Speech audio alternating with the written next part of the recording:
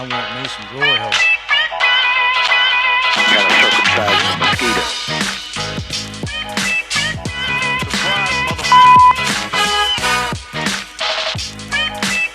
He needs to learn how to wrap that thing up. All right, well, what's happening, everybody? This is the Philly Experience Podcast. I'm your host, Max Gretzula, joined tonight by Tanner Gilmart and Tyler Hood. Chris Stacker not on the panel tonight, but he will join you shortly via Instagram. We're going to post an Instagram video and have Chris give his analysis on the Flyers win this past, actually last night against the Montreal Canadiens. Solid game one W for the Flyers, and they take a 1-0 series lead. So we'll get you further information about Chris and his analysis on the Flyers game later on the show towards the end. And then, we have an Instagram account now, guys. Follow it at the Philly Experience Podcast on Instagram. That's where you'll get all of our news and updates about all your favorite Philly sports teams. So check us out there. Again, we post daily. So, we try to get you guys the fastest updates, the fastest lineup cards for the Phillies and things of that nature.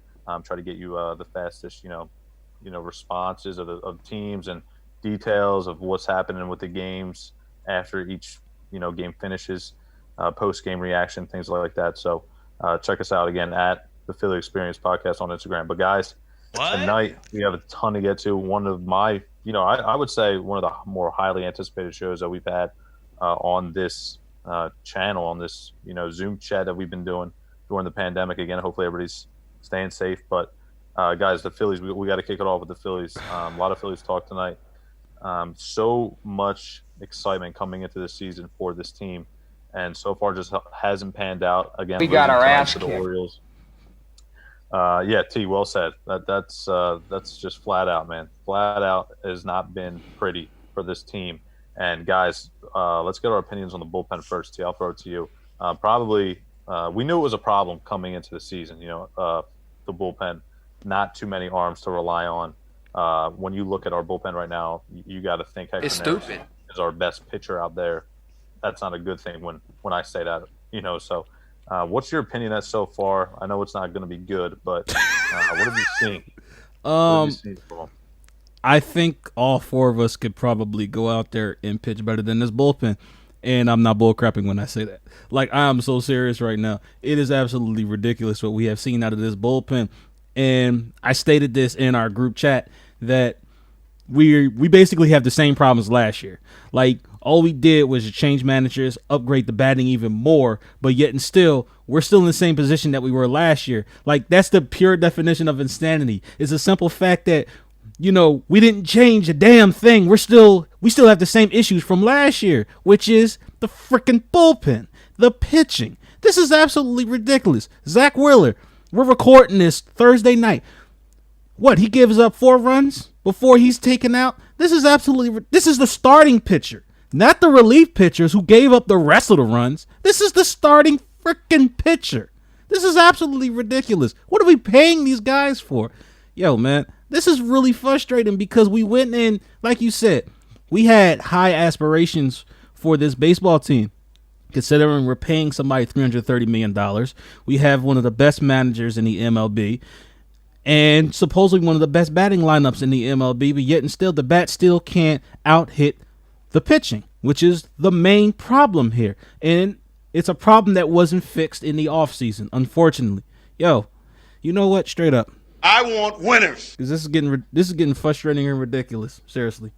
Yeah, statistically, the Phillies have the worst bullpen in baseball, the worst ERA specifically. And Tanner, you got to look at these guys and look at Joe Girardi. I mean, look at all the stress that's got to be on his shoulders during this whole time. Yeah, don't get me wrong. Joe Girardi's still doing a great job. The moves he's making in this lineup, he's trying his best to make this team a winning team. As today, he put Bohm in the lineup, Kingery out, and Hoskins out. He put Walker in for Hoskins too. And as for now, we watched Alec Bohm get his first hit. All right, he plays both corners. He can play first base too. And really going forward, it's going to be interesting to see now with Bohm here what will happen with Kingery and what will happen with Hoskins, because just to go into Rhys Hoskins and to delve into another topic, he has 0 home runs so far. I know this is only game 13, but it's a 60-game series, so That is blasphemous. Things are gonna start moving faster. At the end of last year, Hoskins, he entered a slump, and some people were discussing getting rid of Hoskins, and I thought that was a bad idea back then. But it's the next season, and he has 10 strikeouts, 0 home runs, as I mentioned, and just 1 RBI. Now I know that I mentioned this is only game 13, but I think right now I'm all right to say that I'm okay with the Phillies moving on from Hoskins when that time comes. What do you guys think? Do you guys think that Hoskins can still prove something? What do you guys think? Yeah, listen, Tanner, I think you make a good point. Hoskins has been really bad so far this season. There's no way around it. You said the stats right there: 0 home runs, 1 RBI so far. Batting in the 2-hole, mind you. We've heard discussions lately in the Philadelphia area as far as will Rhys Hoskins be moved? Should he be moved from that 2-hole down lower in the lineup? But I think you look at when he came up into baseball, made his debut a few years back. Never really hit for average. He's a more of a run producer and a power hitter. And I think he needs to get back to, watch film and get back to where he was. Listen, this team can really use any kind of production that he used to have a few years back. Definitely. I know we have a pretty solid offense, and it would be even better if he can contribute at the level he used to do. So I'm not a coach. I'm not saying I know how to fix the problem, but for me, just as a fan, I think he's got to go back and watch film of his, better days as a player. See if he can get back to, maybe tinker with his mechanics as far as his stance. He changed his stance up in spring training the first go around and had more of an upright stance with the bat higher off his shoulder. And when he came into summer camp, now you can see it's lower back on the shoulder instead of straight up in the air. It's lower back, which is kind of where he was earlier in his career. So I don't know if that messed with his head at all. He just looks like he's not mentally. He's struggling to find his ability at the plate, and I think that's contributing. It's more of a mental game for me. We all know he's got a talent, right? He's put it on performance on the field. For a long stretch of time, right? This isn't just like he didn't just come up now this year or even last year. He's been up here a few years now, so we know he's talented. I'm not going to say give up on the guy, right? He plays an everyday first base. He's still young. I think he's age 26. It's ridiculous. Especially right now, do we even have any value, or does he have any value, I guess I should say, as far as trading him? Probably not, right? Because he's struggling so much at the plate. But I suggest I'm anxious to get your opinion. I suggest you trade him now before his value gets any worse. I mean, it's crazy because we had this discussion towards the end of the season last year when we were discussing, hey, do we move on from Rhys Hoskins? And I don't 100% remember, but I do remember that I was on the side of saying that you might want to entertain trading Rhys Hoskins because you need to upgrade this pitching. And at this point, I think you have more than enough bats, in your rotation to where you can say, okay, I'm willing to give up this bat, especially considering that this bat in particular isn't performing up to the standards that we expect him to based off of years past. So with all that being said, I think you might have to start exploring some options when it comes to Rhys Hoskins. I don't know how easy it's going to be with everything going on, with the pandemic going on and whatnot, but that is something that this team probably is going to need to explore, honestly. I'm sorry. And mind you, Alec Boehm is 6'5". He plays first base. He definitely fits the part. And whether that means moving Gene around the infield as he occasionally does, I don't know. As Max mentioned, we are not coaches, but I'm sure Joe Girardi can figure something out. And if we get something for Hoskins, which I doubt at this point, we'll get a lot, but that's something to entertain. Yeah, guys, I look back at that J.P. Crawford trade. He's now tearing it up this year with the Mariners, and getting Segura back in that deal. Man, that's ludicrous. He's been a productive player for us. Don't get me wrong, but his natural position is second base. I think what the Phillies organization wants is Scott Kingery to be the everyday second baseman. But from what I've seen from him so far, he's probably been a bigger disappointment, I should say, maybe the biggest disappointment on the team. I know the bullpen as a whole is up there, but I think. I'm a little bit higher on Rhys than you guys are. I know he struggled so much this season. But again, things are just so weird right now, and I don't want to make excuses for him, but just the timing, a 60-game season, like I just don't know. The stopping and starting for these major league hitters, the game's already hard enough. We don't know what it's like to stand in the box, try to hit a 99-mile-an-hour fastball, and then the next pitch, you get an 80-mile-an-hour curveball. We don't know if the game's hard enough.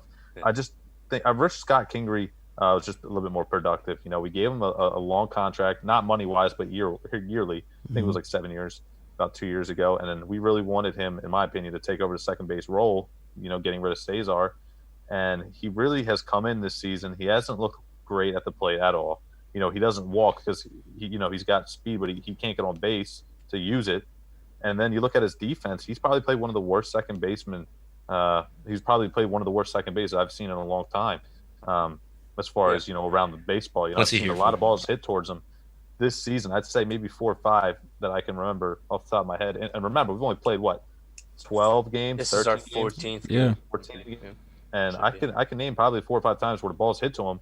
Yeah, granted, it's a hard hit ball, but again, major leaguers got to make plays like that, and you would see it ricochet off his glove, fly in the right field, and then Bryce has to jog over and pick it up. Just little things like that I feel like we never had to worry about with Cesar. Not wishing that we had Cesar back still, but at the same time, and go ahead, Tanner. Especially when you have a guy, Phil Gosselin, who plays second base also, and with Kingery batting just 100, his batting average, he has just 4 hits. It's really easy to, at this point, replace him in position until he finds himself. Because last year he was playing well. He was contributing, and definitely. Just this year, I don't know if it has anything to do with him being sick earlier in the season. Maybe it just takes time for him to get back to where he was, but we'll have to see where it goes from there. Yeah, I agree. I think Andrew McCutchen, another guy we have to mention, has been a pretty big disappointment too. I mean, listen, this guy's our leadoff hitter, and this man is hitting 130, 140. Right. That's a problem, All right, Tanner, what happened to this guy? Andrew McCutchen. What happened to that guy? He's there, man. He's just got that knee's still healing. He's not where he was, but you can't be down on him until I'm opposite of how I feel of Rhys Hoskins. I just want to take time on Andrew McCutchen because I think he's still a really good player. Yeah, definitely a leader in the clubhouse. And I think tonight, I don't know if he had a game off, but Joe did say recently in post-game interviews that he wants to get McCutchen off his feet, at least in the outfield for games here and there. Like tonight, he was the designated hitter, the top of the lineup. So I don't know if that's going to be a regular occurrence, but I do think what I liked was Adam Hazley in the leadoff spot. I think he produced really well. He's hurt now, going on the IL. That's one of the reasons why Alec Boehm is up. But I think if Alec Boehm shows any sign of life as far as being productive in this lineup, he'll be here to stay. And then in a few weeks, when Hazley's healthy, we'll be talking about who else is going to get sent down because Hazley's going to come back on this roster, and if Boehm's not going to get sent down, then somebody else will. So. We have bigger problems to worry about than the bats. The bullpen is definitely our first priority right now. And and the Phillies just lost, by the way, 11-4 final score. And we post, guys. We're the fastest to post on Instagram, by the way. So check out our Instagram page. Yeah, man. We give analysis in the bio too, not just the score. Definitely the captions as well. We give all of our analysis. Watch every single game. So be sure to check us out at the Philly Experience Podcast on Instagram. But guys. Yes. That's a sweep now, right? We just got swept out of our home ballpark by the Baltimore Orioles, a team that hasn't really been great the last few years. Manny Machado gets traded from Baltimore at the deadline 2 years ago to the Dodgers, and since then it's been a whole rebuild process. But they come into Citizens Bank Park this week and they sweep us out. We have the Mets now, and we have to face Jacob deGrom. It doesn't get any easier after this. Tomorrow night, Jacob deGrom against Spencer Howard. I believe it's we know it's hard. Start at Citizens Bank Park, so another home series. The Mets have been struggling. Yoenis Cespedes opts out for the season. One of their center fielders, one of their outfielders, probably their best outfielder, Jeff McNeil, carted off the field yesterday in a game, so he's going to miss some time. So, Marcus Stroman opted out for the season. Noah Syndergaard already on the DL for the Mets. So, this is probably our opportunity to pounce. We have. At least to get back on the winning side of things. We have Nola and Wheeler both pitching in this series, our 2 best pitchers by far. Tomorrow, Spencer Howard, he's going to get his second start of the season. We'll see how that goes. He had a home run issue in game 1, but for the most part, I thought his stuff as far as his mechanics and velocity and things like that were pretty solid. Yeah, he did well. Let me refresh everyone's memory from his first game was back on Sunday, the second game of the doubleheader. He pitched 4 innings. He allowed 7 hits, 4 runs. He struck out 4 and he walked 1. He did well, as Max mentioned. The first 2 innings went by pretty easy for him until the top of the third. He left one fastball right there for Freddie Freeman to take yard. That was a 2-run homer.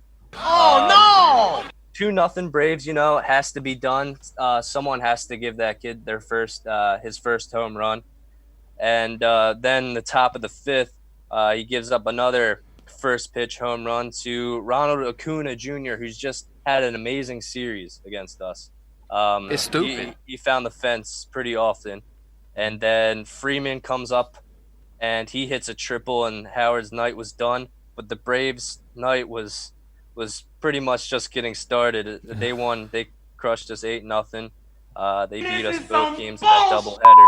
And that basically sums it up how we feel about this Phillies bullpen and how they've been letting us down these past couple games, especially.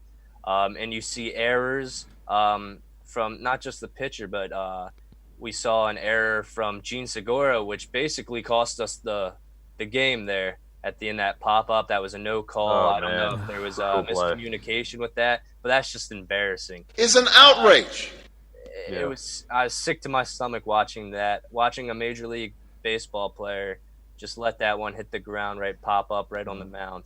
Yeah, I gotta mention this too, Tanner. This goes back to your Rhys Hoskins point. If in my opinion, if Rhys Hoskins is right mentally, he calls off Segura. Right. He's yelling. I got it the whole way. Yep.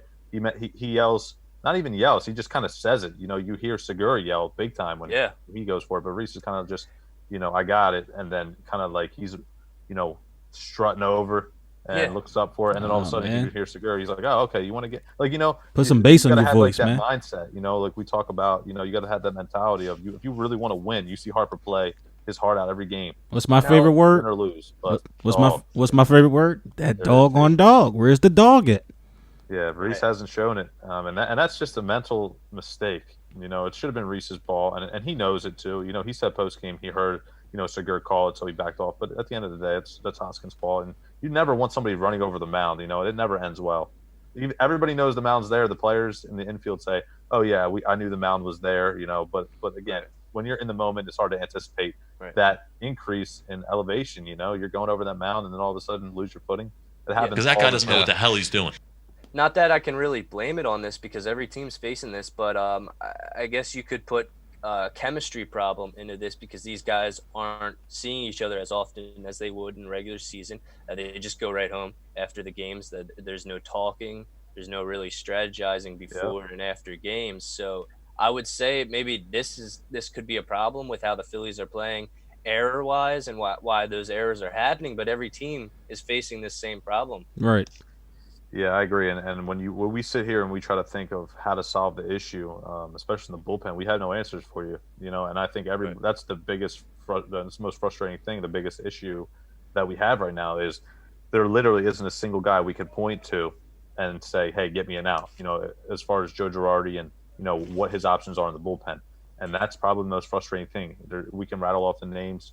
Adam Morgan, Allison Davis, Hector Neris. The names go on and on. And there's never, we never stop at a name and say, "Oh, okay, like he's reliable," right?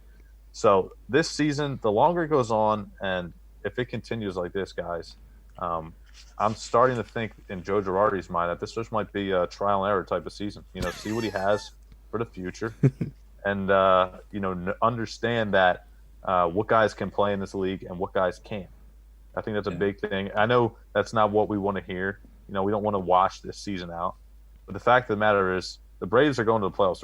They're a better team than we are, hands down, on paper and on the field.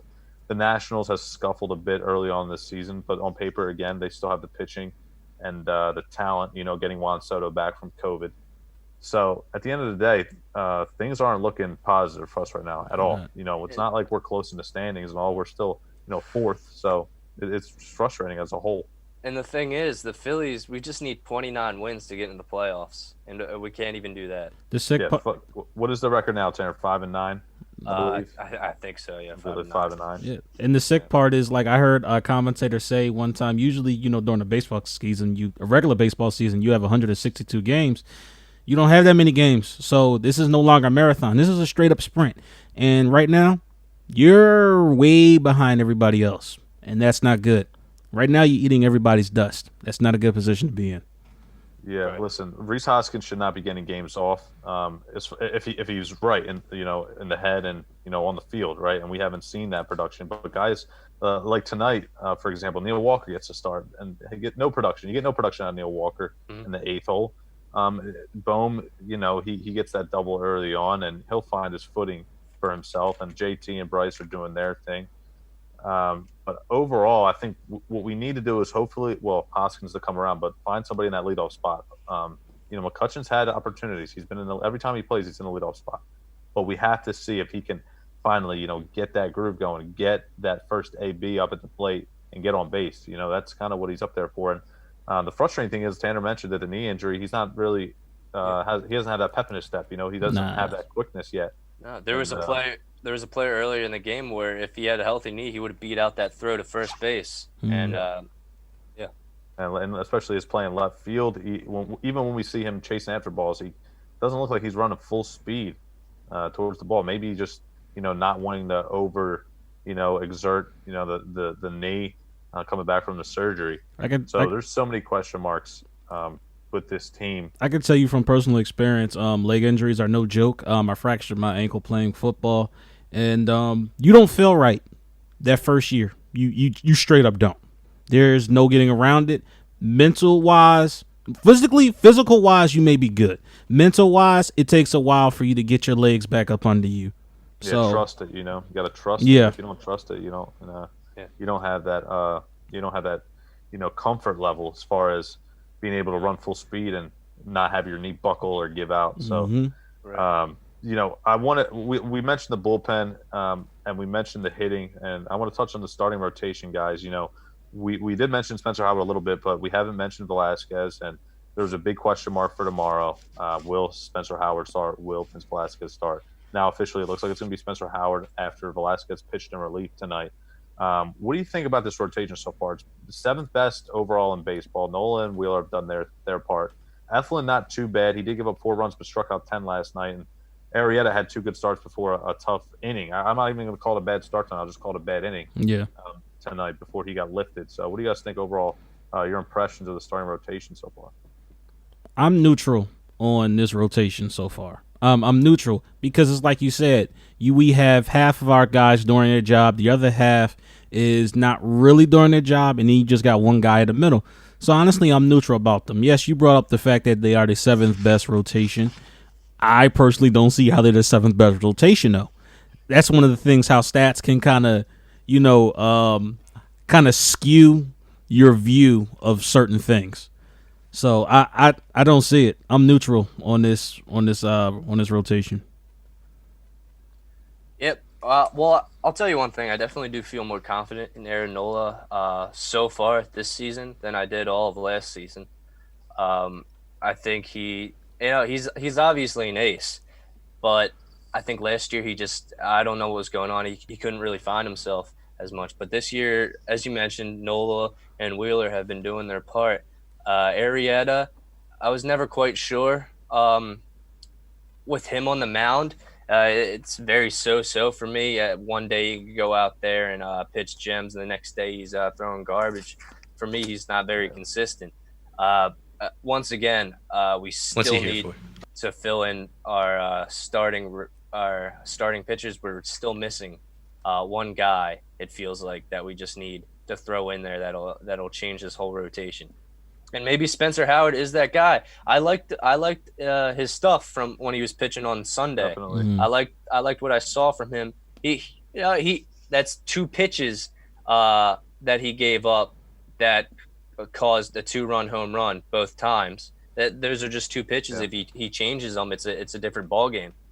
Yeah, I agree with that. Hopefully, we get a good start from him tomorrow. Mets lineup that's okay, nothing special. So, definitely worse than the Braves lineup. Maybe he'll have more success tomorrow. So, we try to mention everything tonight for you guys. Again, if you have any suggestions, you want to hear anything else about Phillies talk, message us on Instagram, guys, at the Philly Experience Podcast. We try to get back to everybody, answer any questions you may have.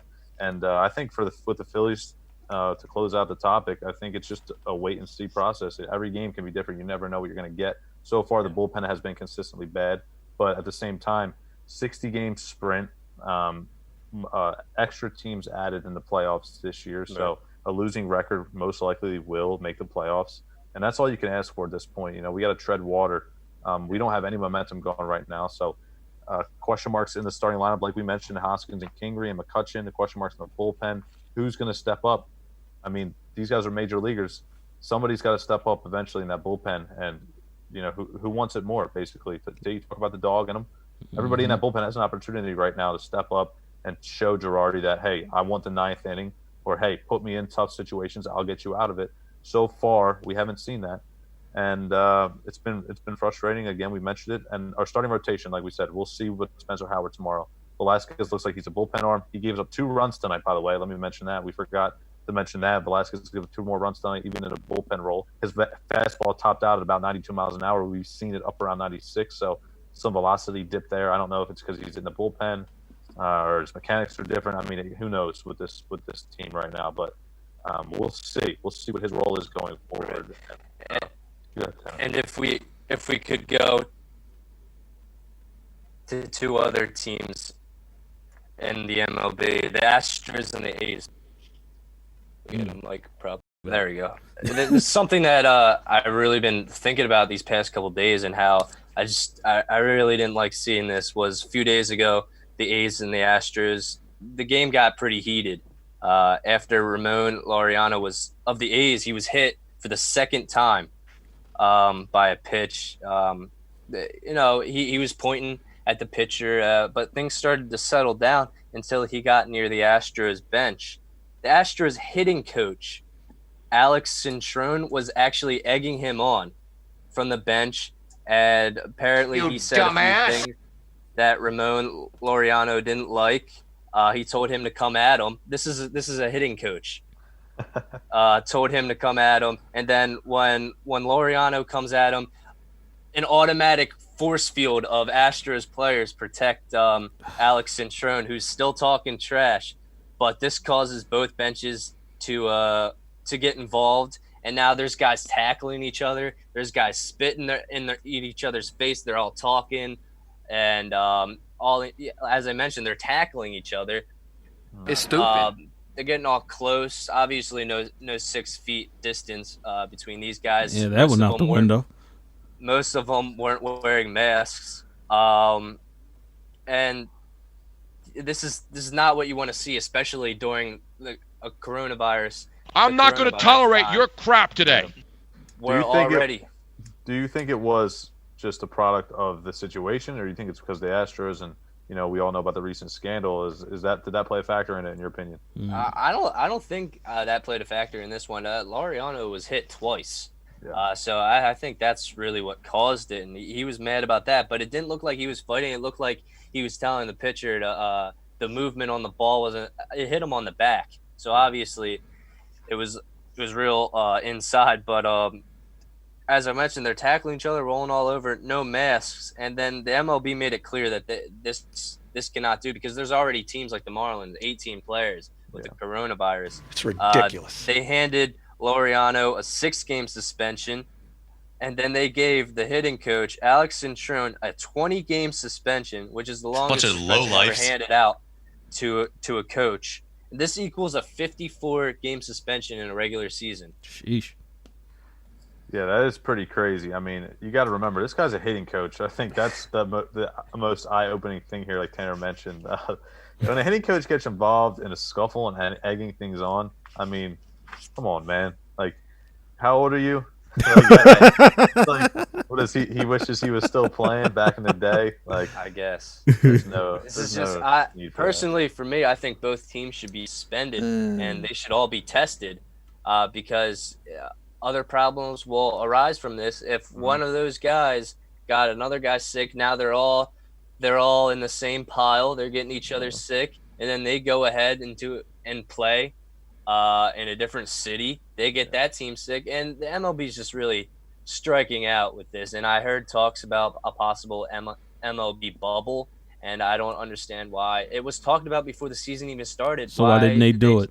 Why didn't they just why'd they give up on that idea? I know players need to see their families, but the NBA players are risking they're not seeing their siblings' weddings. I know some guys left the bubble. You leave the bubble, you have to wait a week. That's just the rules, and that's how it should be. But the MLB is just a mess right now. They are. And Agreed. Go ahead, T. It's a shame because that was one of the things that I said in the beginning when the MLB was getting themselves together and they were coming back, was that they were one of the teams that they were one of the leagues that I said they should create some sort of a bubble, and it was talked about, like Tanner said. I believe they were talking about doing it in Vegas, if I'm not mistaken. So teams traveling, and then you had the Marlins who had 14 cases and played the Phillies. So, like, this is one of those frustrating situations to where I was frustrated with the MLB. Like, why didn't you implement this? Like, you're one of the leagues that you could have gotten away with this doing. So, I don't understand it. Like, where is the safety for the players? Yeah, I do agree with that. I think it's tough. I think it worked out well for the NBA and the NHL as far as, the games, because it was kind of towards the end of their season. They kind of just flow right into the playoffs, but this is different for baseball. I don't know how it would work with a field situation. Like, how many fields do they need? Things like that. So it's a lot to think about. And as far as this season might not even work out, we're trying to think ahead. I mean, we have to punch the brakes right here, because not try to think too far ahead and just try to get through day by day with this team. I mean, we haven't mentioned the Cardinals. They're dealing with their own pandemic with their team. They haven't played, I think, it might be since the end of July.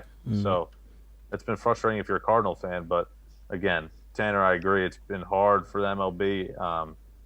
Phillies had their own problem, like you mentioned, T. And it'll just be interesting to see how it goes from here. I mean, I know these guys are getting tested every day. But at the same time, the way the Phillies are playing, I got to tell you, if it keeps going like this, maybe it's better off we just end the season now. Yeah, it's looking painful, Doc. All right, guys, let's roll into our topic. I will talk Sixers with you. We got the Celtics around one. That's another rough team. It's gonna be a hard fought series like it always is. Sixers Celtics the rivalry goes on years and years. No Ben Simmons. Obviously had knee surgery on that dislocation of his left knee. In my opinion, that sucks. Yeah, I do agree. T, I do agree. It does suck because we don't have one of our all-stars, and we're going up against a pretty powerful team. Jaylen Brown, Kemba Walker, Jason Tatum, the list goes on and on of the good, talented players they have. I think when you look at this on paper, the one advantage we have, if he's healthy and isn't a baby, Joel Embiid inside, looking to dominate Enes Kanter in the paint. And if we want to win this series, a 7-game series against the Celtics, we need Embiid to dominate. Because if he doesn't, we can be looking at a first-round exit. Yeah, this is just an embarrassing team right now, and especially after that game against the Raptors last night. I'm embarrassed. To me, they were kind of just having fun with the game towards the end. It was typical Sixers ending garbage. To me, players were still laughing around. I understand. You're in the bubble. You're with these guys now every day. Yeah. You want to have some fun, but win the game at least. I know you're in the playoffs, but the fans don't want to see that. And this shows us with Ben Simmons out how the Sixers play with. I know we haven't really gotten to see how they play with just Joel Embiid on the court. But right now, to me, it's obvious that we would rather have Ben Simmons on this team than Joel Embiid, given the option to pick. Yeah, I mentioned the opening, Joel Embiid. Can he stay healthy? I mean, listen, this guy exits the game again yesterday, a sore left hand.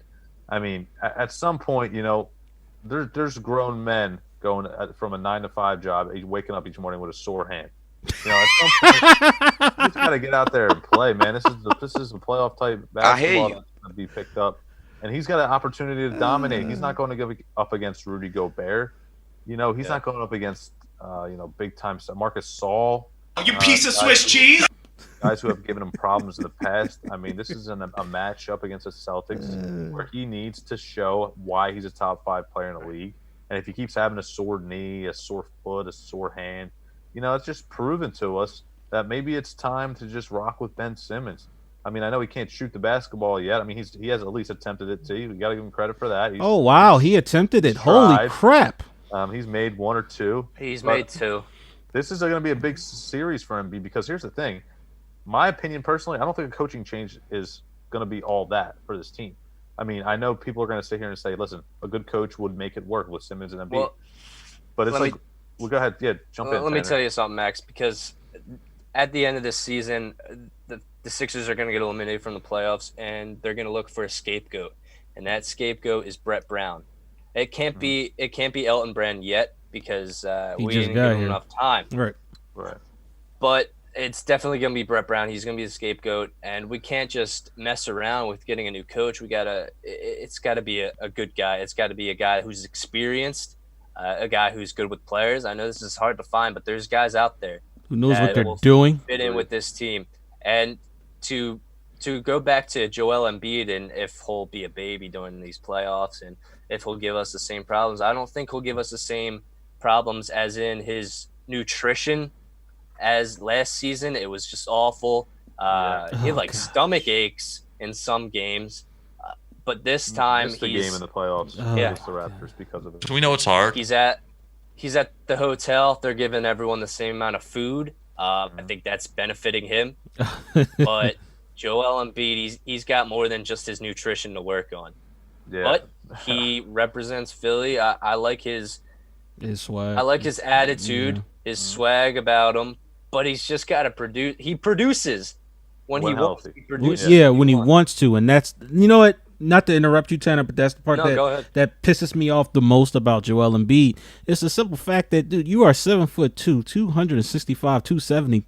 Like, you can dominate every damn game when you feel like it. As a matter of fact, you can wake up, walk on the court, and breathe, and you're dominating. Okay, so the simple fact that you're not even trying in certain games, it irritates the living hell out of me.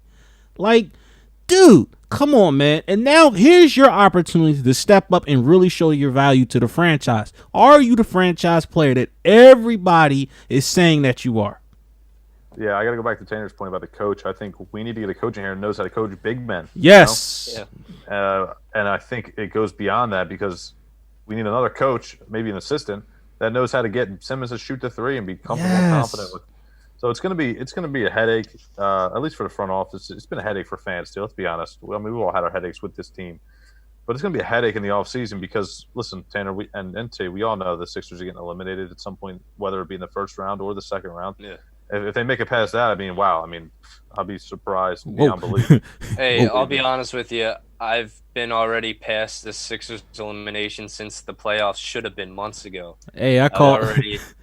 Listen, you get no argument from me. I called it in the group text. The Sixers will be eliminated from these playoffs, whether we like it or not, and it could be in the first round. And after that, we've all had our opinions about this team. I think, Tanner, you make a good point there when you say you've been over this since, when the playoffs should have started. And that's because we've been sitting here talking about the off-season so much, this upcoming off-season, and not even thinking about us making a run in the playoffs because we know – as fans watching this team, living and dying with them, that they're not going to go anywhere. No. So we've literally looked past this playoff round, this playoff series, and this playoff possible run. And we dive into the offseason, talk about Brett Brown. Are they going to fire Elton Brand? Are they going to trade Embiid? Are they going to trade Simmons? What do we do to get this team better? Like that's pretty shocking, and it just shows how frustrated and also what the Sixers have shown us. This is a team that have shown us. Okay, like you mentioned, Tanner, joking around on the bench, not engaged, things of that nature. And it just goes to show you that this team is not a title contender at all. Right. Now, say the Sixers are eliminated in the playoffs against the Celtics, to me, I think everyone is on the trade block. Every one of these players, maybe not Joel Embiid and Ben Simmons. I think they'll stay. But who do you guys think is top of that trade block and a starter on this team? Who do you think is top? Yeah, listen, I agree, Tanner. I think you have to keep Simmons and Embiid together at least longer and have a second coach there to see if they can coexist. See if Simmons and Embiid can play together. But if you ask me who's on the trade block number one, I don't think I'm going to put Tobias. I'd probably go Al Horford, and I think it's because it's some people and teams out there like veteran guys that like experience. They need it, but some teams need to. I mean, everybody can use a wing player like Tobias, but I think those are easier to find than a veteran locker room. I mean, listen, we haven't really seen Horford as a center too. I mean, this guy can still be talented. Who knows, right? Because we've seen him at a position he's never played before. Power forward, he's shooting so many more threes than usual. I mean, hell, he can be traded to another team, and all of a sudden he's a starting center next year, and he's back to averaging 15 to 18 points a game. And I'm sure he'll be playing over Joel Embiid. Yeah, he would probably give us fits too. But again, here's the thing. The key thing about this is somebody needs to take that contract, 4 years, $107 million. That's the key when it comes to Al Horford or Tobias Harris, for that matter. I think both of those players you can make an honest argument with. I would lean more towards Al Horford, but like you said, who is really going to take on that contract? And that's the thing. You really put yourself in a bind when you sign those players to those contracts and they're not really living up to those contracts.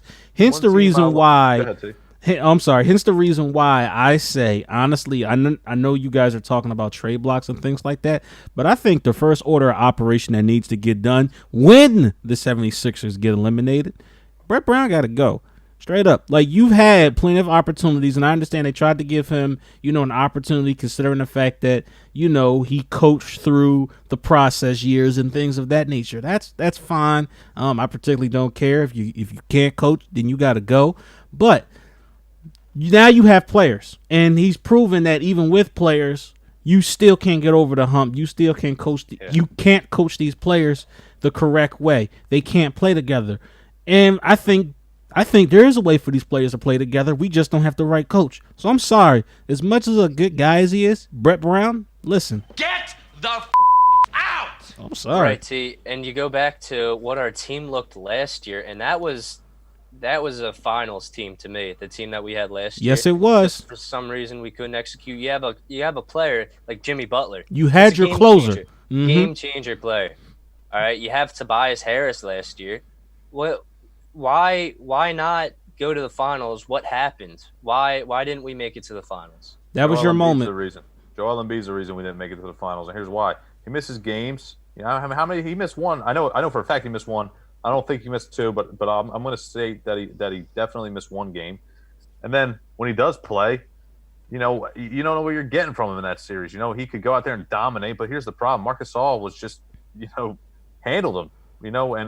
And we sat here and talked about it. We listened to radio stations around Philadelphia, and we listened to other people's opinions, and everybody was kind of on the same boat. Marc Gasol handled him pretty easily, and gave him fits just like Al Horford did 2 years ago with Boston. That's the problem. And Simmons, I know he doesn't shoot the basketball, but does everything else really well. Simmons, you can't look to and say he's the reason we lost this series. You can't point to Brett Brown and say he's the reason we lost this series because he got us to Game 7 in Toronto and losing on the quadruple doink to Kawhi.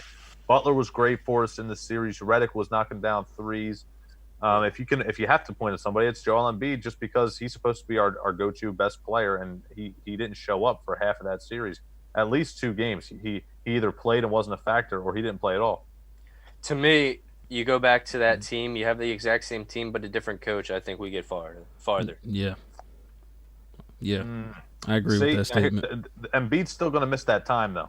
He's a question mark, and I do like what you're saying. I think a new coach would give us a better opportunity, and it's not really going out on a limb because we've seen Brett Brown, what he can do with this team. He's been here 7 years. I'm gonna say this before we move on about in terms of coaching. Here's what a good coach will do. And I've said this before. I don't like the fact that Joel Embiid takes as many threes as he do. I don't like the simple fact that he'll sometimes walk the ball up the court and shoot a 3 without moving the ball around. That's not his position. That's not your job. Your job is to score mid-range and in the paint. That's your position. When you start shooting those J's from 15, 20 feet out, you're playing to the other team. That's not your job. You are big enough and strong enough to where you can dominate inside the paint. A good coach will tell you, listen, Embiid, I don't want you shooting threes from the perimeter. I don't. I need you to be hitting those shots in the paint. I need you to be hitting fadeaways. I need you to be hitting those hooks. I need you to be showing me those post moves that I seen you do in college. Yeah, T, before like you said, before we get off this topic, I know we want to touch on Antonio Brown from last week and anything else you guys want to add before we get out of here, please do. But I want to make, I don't know if we want to call it a bold prediction, but I do think that if we get bumped by the Celtics or even round two, to whoever that may be, I'm going to say a sneaky team and a sneaky trade option here is Al Horford to the San Antonio Spurs. I think Al Horford, a veteran guy, Greg Popovich would love him in San Antonio. You would add him without LaMarcus Aldridge as a center power forward combination. They like to play LaMarcus Aldridge in the post a little bit. I understand that. So, I'm just kind of guessing here. But you got to remember, Brett Brown and, Greg Popovich had that history together. So I know Brett Brown may be fired, but who knows? I think Al Horford – the sad thing about all this is I know Al Horford's still a talented player. I know he's still good. Yeah. But he just can't find a way to fit on this team. And like you said, T, that's coaching.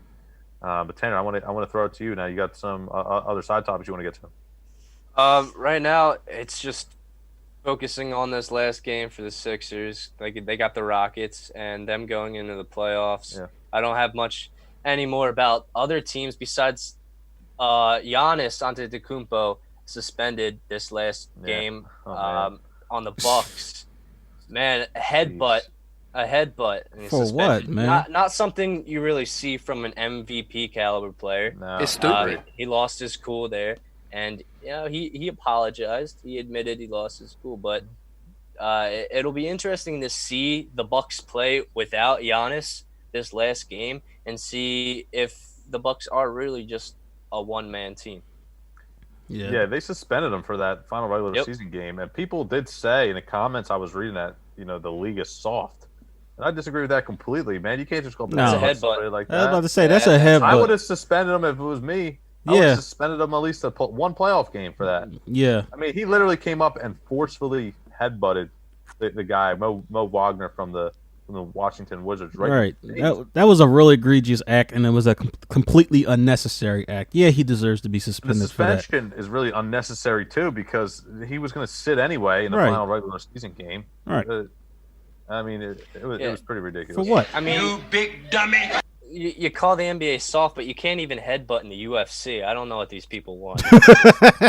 Absolutely ridiculous for one guy to be headbutting another guy. That is blasphemous. All right, T, we got any other topics you want to add here? I know the Eagles. If you want to touch on any Birds topics. So training camp has started and things of that nature. So that's all good and well, but it's one thing that irritated my soul.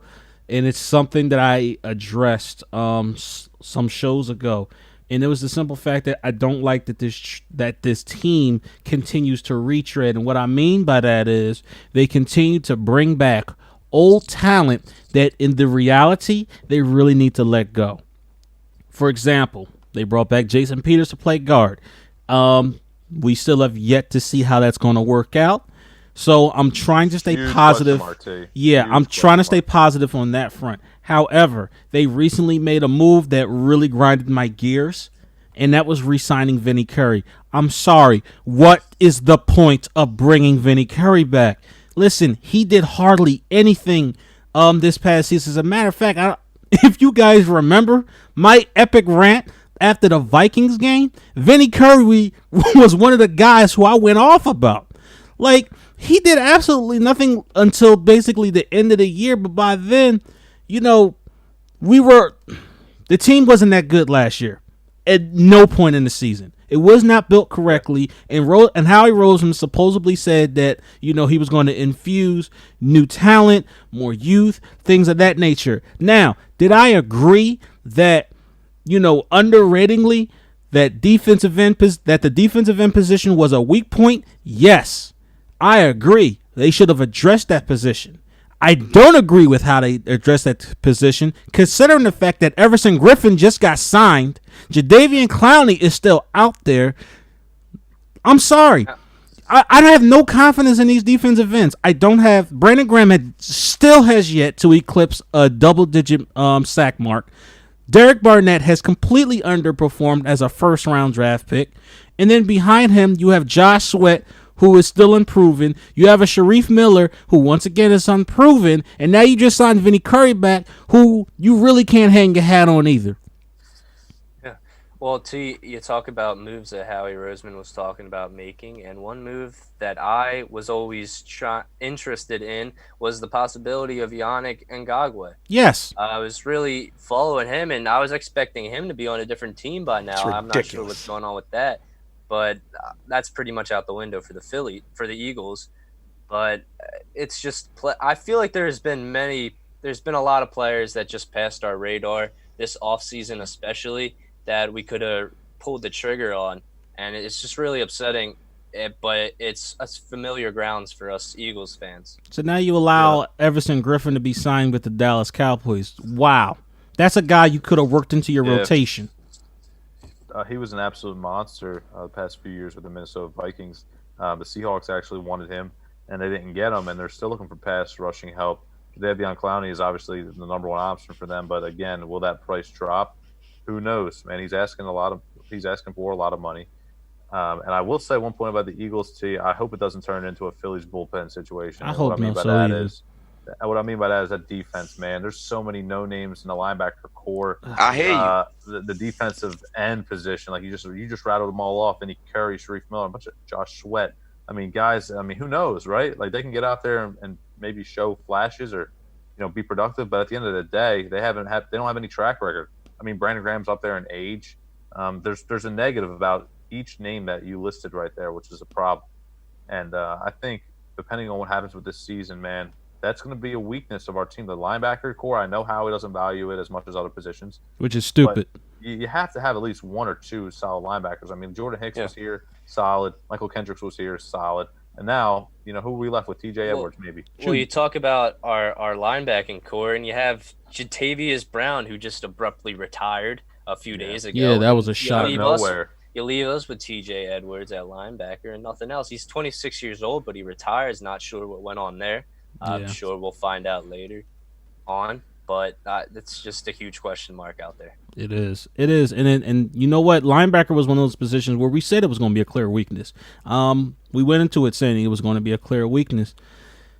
And look, and even still, the secondary still kind of, it concerns me because once again, you're moving Jalen Mills to safety. We don't know who our cornerback number 2 is going to be. They're trying to make it, Avonte Maddox. I don't have the utmost confidence in him.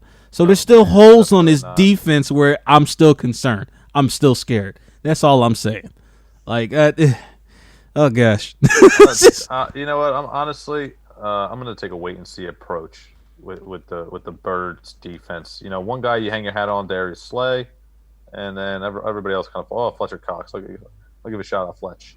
But again, we'll see. Man, there's a lot of question marks on that Eagles defense, and even on the offense for that matter. Will Miles Sanders break out into that superstar RB1 that we all think he can be? Will the offensive line hold up? Will Carson ever get back to that form from a few years back and during his what should have been MVP season? Will Jalen Reagor step up and be worth that 21st overall pick in which we took him at? I mean, will Alshon Jeffrey stay healthy? Will Deshaun Jackson? I mean, the list goes on and on, guys. I mean, we talk about the Phillies have issues and question marks. The Eagles might have the most question marks out of any team in Philadelphia. Do we know it's hard? But you want to know one team that doesn't have any question marks right now? Philadelphia Flyers. Keep repping them all day. Baby. Doggone right. Big W against Montreal the other night. Listen, at all the teams in Philadelphia right now, the Flyers, hands down, are producing at the highest level. It's not even close. And one reason for that, I got to say, and again, we can all chip in our points, but again, guys, Chris will be on Instagram Live, again, at the Philly Experience Podcast, and he'll give his analysis, guys. You don't want to miss it. Mm-hmm. He's a diehard Philadelphia Flyers fan, and any Flyers fans that are watching this right now and follow us on the account, you'll get your money's worth. I promise you that, man. I promise you. You'll get your follow worth, and he's the real deal when it comes to Philadelphia Flyers hockey. So check him out. So I'll throw in my 2 cents here, guys. I think that the Flyers' depth has been really key for them and their success this past season.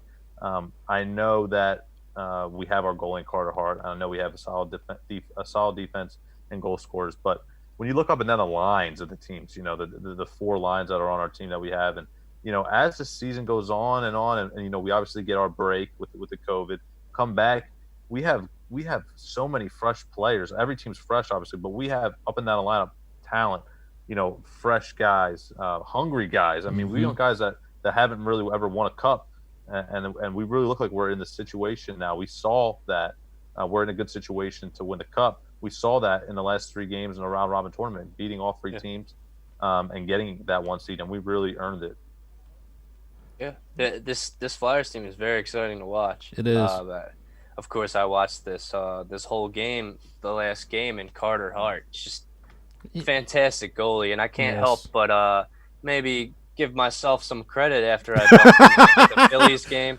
I don't know, maybe I had something to do with his fantastic play this season. Shut your yap. Of course, that's all joking. Carter Hart's got a bright future ahead of him, and does. This kid's great. The kid's going to be a future star in this city, no doubt about it. We're going to embrace him like we've embraced Bryce, like we've embraced Carson Wentz. He's going to be one of the dudes. 110%. And by the way, shout out Carter Hart. Happy birthday today. 2 years old. Oh, yeah! I don't know what we're all doing around this age, in college and whatnot. But I'll tell you what, Stay thirsty, I'm my 22, friends. if I'm winning, playoff hockey games, it'd be pretty crazy. So it's just something to think about, man. He's got a huge future ahead of him. And hopefully the Flyers can get past this round, because I'm not going to lie, the Canadiens are a solid team. They have one of the better goaltenders in the league, too, Carey Price. And Carter Hart was able to match him punch for punch last night as far as saves go, and come out on the winning side of things. But with that, guys, we thank everybody for watching. We're going to shut it down. Again, Chris is going to be on. We're going to post it on our Instagram page, again, at the Philly Experience Podcast. Yep. He'll be on, give you a solid recap and analysis, what he liked, what he didn't like, what he looks forward to for Game 2 of the series, which is tomorrow night at 3 in the afternoon. So we look forward to that one. Appreciate you guys tuning in, man. What is up, Philly Experience? This is Chris Thacker bringing you Flyers and Hockey Talk today. And I got to tell you, I am so excited because the Flyers sitting atop the Eastern Conference, first seed, leapfrogging from 4th to 1st in the round robin. Game 1 against Montreal has already passed us by, and I have not been this excited for Flyers playoff hockey in near a decade. Now, first thing I want to get into, just real quick, Carter Hart. How freaking good is Carter Hart? I have gone my whole life watching Flyers hockey without a good goalie, let alone an elite goalie. Carter Hart, in the 4 games that he has played since hockey has returned, has been spectacular in every game he's been in, letting in just 1 goal in each of his starts. Well, in the preseason, or the warm-up game, 2 goals against the Penguins, but that game doesn't matter. Carter Hart has been so huge for the Flyers, and I just can't wait to get into this with you. Real quick, first things first, let's go over the round robin. The Flyers going up against the 3 powerhouses in the East, the Boston Bruins, the Washington Capitals, and the Tampa Bay Lightning. Game 1 against Boston, 4-1 win. Oh my gosh. The Flyers have always played Boston pretty well. Boston, President's Trophy winning team, statistically the best team in the league, at the top of the league, and they go in 4-1 victory. Now, granted, Boston did not start their starter, Tuukka Rask. It could have been a different game if Tuukka Rask was in net, but still. And that in that game, that 4th line of Nate Thompson, Michael Raffl, and Tyler Pitlick, what a game that they had. Raffl with a 2-point night, scoring the first goal for the Flyers. Nate Thompson, what a shot Nate Thompson had for that second goal. Like, I see Nate Thompson shoot like that, and I think he should be like a perennial 30-goal scorer in this league. It was such a beautiful shot right over the shoulder. Chris Wagner for the Bruins slips one by Carter Hart, banking the puck in off of Robert Haig. Just bad luck. There's nothing Carter Hart could have done there. But 8 seconds after Chris Wagner scores, Phil Myers steps up, puts one top left. Beautiful shot on Yaroslav Halak. Now, like I said, if Tuukka Rask was in net, maybe that doesn't go in. I don't know. It was a really nice shot on Phil Myers' part. That made it 3-1 Philly. And then you go to the third period, Scott Laughton 2-on-1 with Travis Konechny, and Yaroslav Halak's angle was way off. The top right of the net was wide open. Scott Laughton puts it in 4-1 Flyers. And like I said, if the time comes where the Flyers have to play the Bruins again and Rask is in net, that shot is probably not going in. Yaroslav Halak's angle was just off so much, and if you look at the one camera angle where it's from Scott Laughton's point of view, that top right corner was wide open. 4-1 victory against Boston on to Game 2 of the round robin against the Washington Capitals. Now, this was probably the Flyers' best game from a domination standpoint. They had control of this game from minute 1 to the final minute, and it was only a 3-1 victory, but hell, it's a victory. And what a game for this game. What a game for that second line of Kevin Hayes, Scott Laughton, Travis Konechny. First goal, Hayes looks for Konechny in front. It's not quite on target. Konechny readjusts. No look pass to Scott Laughton. 1-0 Flyers. What a pass by Travis Konechny. That is just that is an elite playmaking play to Scott Laughton, and Flyers are really bringing out the best in Scott Laughton on that second line. The second goal, Kevin Hayes in the near side corner, just working off of 3 caps, just buying time and space for the Flyers. Travis Sanheim breaks for the net. Hayes finds him. Sanheim puts in the net. That is one of my favorite Kevin Hayes plays since he's been a Flyer, just working along the boards, out-muscling 3 Washington Capitals, keeping the puck. Bill Clement even said during the broadcast, I thought there were 3 different moments where Kevin Hayes was going to lose that puck, but he held on to it, created time and space, made a play to Travis Sanheim, 2-0 Flyers. I don't even remember the Caps goal, if I'm being honest, but the third Flyers goal, another beautiful pass from Kevin Hayes to Scott Laughton. Laughton was breaking hard to the net. Laughton tips it in. Flyers win 3-1. Again, Carter Hart came up big a number of times. Or sorry, no, wait, I'm completely wrong. That was Brian Elliott. Brian Elliott was in that game. My bad. Brian Elliott had a great game. And now that I think about it, I do remember the Caps goal. It was actually a pretty weak goal, but Brian Elliott only let one in, which is perfectly fine. Game 3 of the round robin, Tampa Bay Lightning. Now, this game, I've said this before and I'll say this again. If there is one team in the East that the Flyers are going to have a really hard time the only team I think they will have a really, really hard time beating in a 7-game series is the Tampa Bay Lightning. Yes, statistically, Boston is the better team, but I don't think anyone can deny that the offensive abilities of Tampa Bay outclasses Boston. And Tampa has been a team that the Flyers have struggled against. Yes, the Flyers did beat Tampa 4-1 in this round-robin game, but it would be a really tough series if it comes to that. If it comes to playing the Tampa Bay Lightning, it's going to be so tough, but that's what you got to do to win a championship. And Carter Hart stepped up big in this game. In the first period, I will say this, the Flyers did dominate the first period, outshooting Tampa 20-6. Nicholas Aube-Kubel getting his first career two-goal game. Nicholas Aube-Kubel getting his first career 2-goal game. First goal, a sweet deflection from a Shane Gostisbehere shot from the point. And then his second goal was a 2-on-1 with Sean Couturier, putting in that sweet sauce right past Andrei Vasilevsky.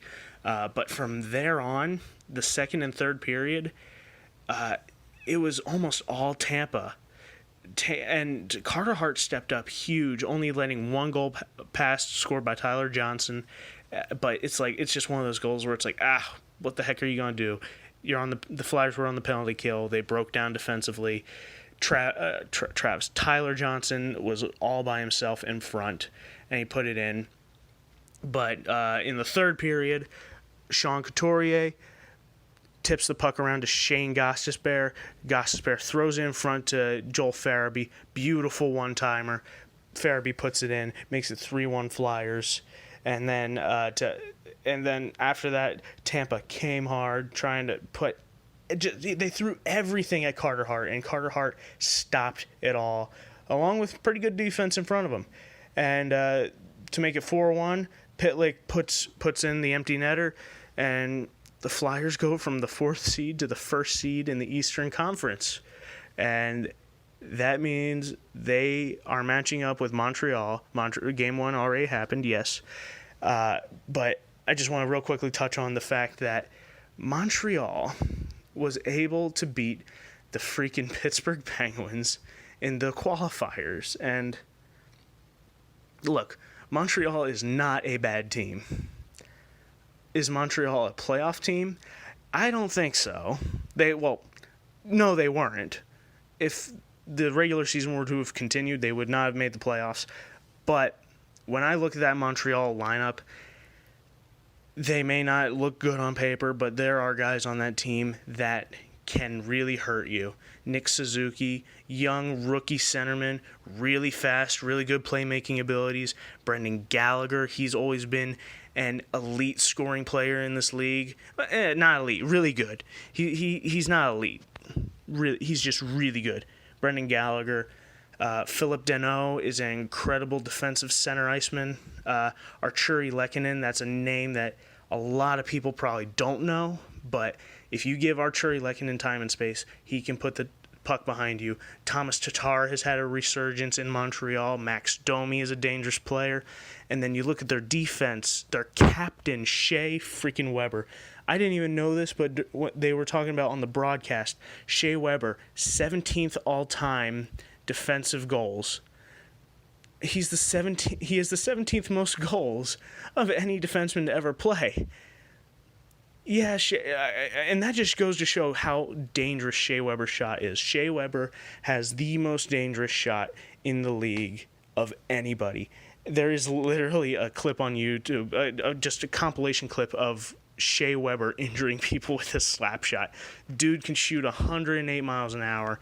Flyers cannot allow Shea Weber to have time to wind up because it could hurt them on the scoreboard or it could hurt them. They can't give Shea Weber time, and if you look at Montreal's leading scorer right now, it's Shea Weber, a defenseman. And let me tell you, that doesn't happen really often unless you're really freaking good. Shea Weber is going to be a big problem, and aside from Shea Weber, probably the biggest problem, the biggest obstacle that the Flyers are going to have to overcome, Carey Price. Far and away the best goalie in this league. I won't even hear arguments about it. There's a reason he's getting paid the money he's getting paid. Carey Price is that is the biggest hump that the Flyers are going to have to try to get over. And he was the biggest reason that they were able to beat the Penguins, and Carey Price always kicking and fighting. He will never give up. And it's just so awesome to see that Carter Hart's first playoff matchup is going to be against the guy that he grew up watching. Carey Price was Carter Hart's favorite player. That's who Carter Hart models his game after, Carey Price. And his first playoff series is going to be against him. That's the biggest thing about this series. It's going to be battle of the goalies. Game 1 was a 2-1 victory. That is just a precursor for what I think the rest of the series is going to hold for us. And let me just tell you, in that game 1 against Montreal, that was probably the Flyers' worst game that they have played so far since returning to play. Montreal was they are fast. I knew Montreal was fast, but they're playing faster than the Bruins, than the Lightning. It's crazy. I didn't realize that the Montreal Canadiens were this fast. And if there is a way to kill the Flyers, it is with speed. And if you can combine speed along with your ability to finish and put that puck in the net, it will kill you. But I got faith in Carter Hart for us. I think Carter Hart is going to be the biggest reason why this team can possibly have success in these playoffs. And I can't wait to see what the rest of the NHL playoffs has in store for us. I am so pumped. Game 2 is tonight against Montreal, or tonight. It's actually at 3. I'm not going to see it, but I'll just record it later. I can't wait. Let's go Flyers, all right? I'll see you guys later. If you guys missed any of this episode, just go to philly-experience.simplecast.com, available on all major platforms. This episode will be released on Monday at 4 p.m. sharp, so don't miss out. Awesome. Appreciate you guys. Everybody stay safe. Yep. I'm not putting up with it. It's too much horse. It's too much. I want to see people rip their heart out of their fucking chest. Take me out, coach. Surprise, motherfucker. Kind of circumcising the mosquito.